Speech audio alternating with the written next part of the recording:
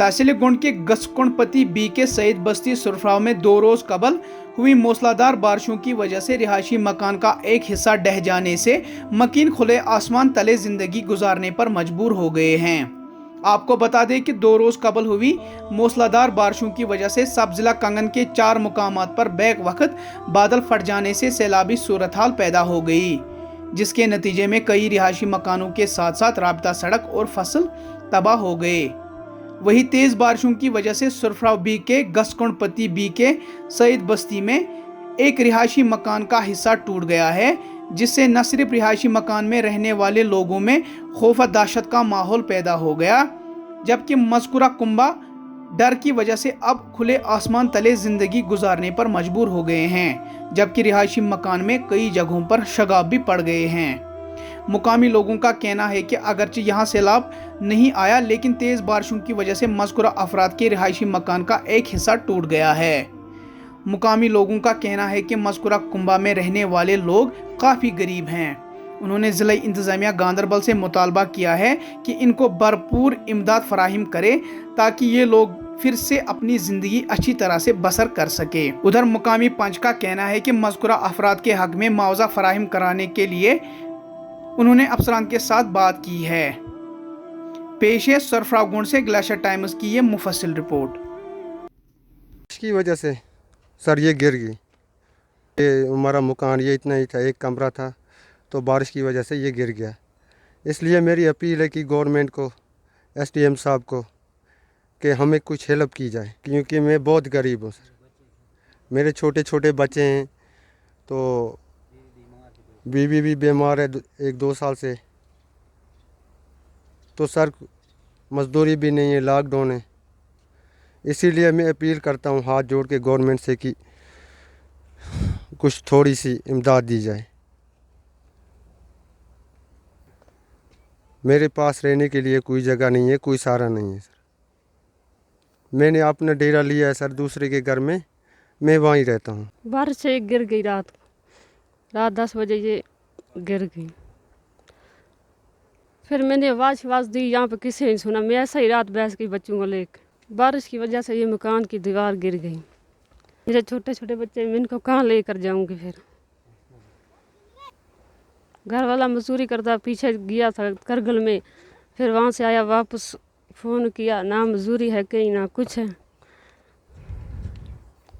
मैं डीजी साहब से उम्मीद करती हूँ कि मुझे थोड़ा कोई इमदाद दे दो, मैं यहाँ मकान को ठीक कर दूँ। हम गरीब लोग हैं, हम कहाँ जाएंगे। घर दूसरी जगह में लिया है, हम साहू के पास। ये गसकोंडपति है, गसकोंडपति है। ये सईद बस्ती इसको बोलते हैं सर, सुरफराव सईद बस्ती।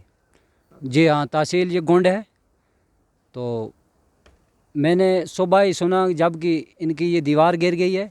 मैं इनके पड़ोस में बसता हूँ, तो वहाँ से मैं आया यहाँ, तो जो ये इसकी बीवी थी ये तो बेहोश पड़ी थी, बच्चे रो रहे थे। फिर मैंने उसको उठाया, मुंह में पानी डाला, फिर इसको ये चले गई ऊपर। मैंने इसके दूसरे पड़ोसी के घर में छोड़ी तो मकान गिर गया। मैंने इसको दिलासा सा, मैंने बोला कोई बात नहीं, ये होता रहता है, बारिश सख्त थी तो इसलिए।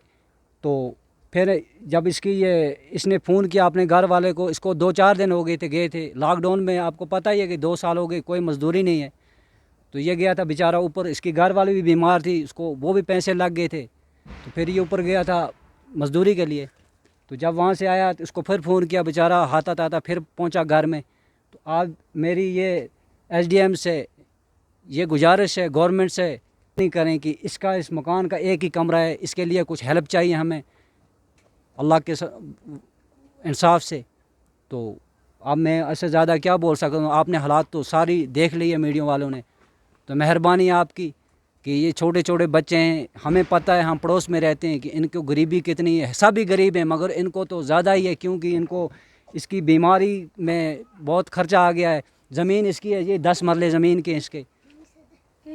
तो अब इससे ज़्यादा मैं क्या कहूँ, आपको सब पता है। अल्लाह पाक आपको हयात रखे। हमारी गरीबों की टांग फरियाद तो गवर्नमेंट तक चलती है, उससे ज़्यादा मैं क्या कहूँ। ये मेंबर साहब है यहाँ के, बशीर खारी।